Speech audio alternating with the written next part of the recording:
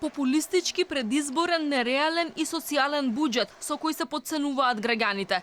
Опозицијата распали по предлог буџетот за догодина. Претеничката Лилјана Кузмановска обвини дека наместо 5% економски раст, оваа влада само ќе продолжи енормно да се задолжува.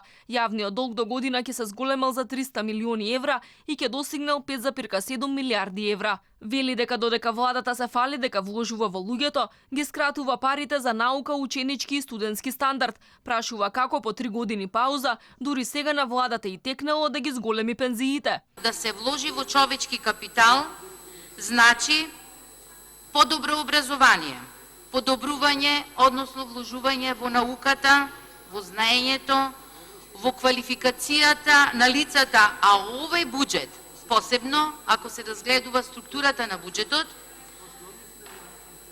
тоа не е.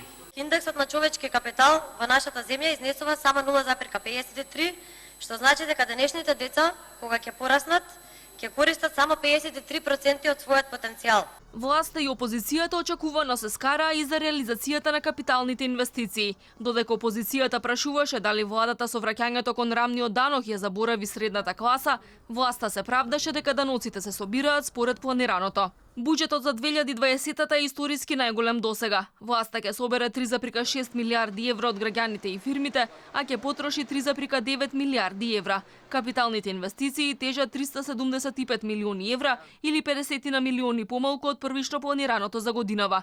Буџетот е скроен врз проекции за економски раст од 3,8%.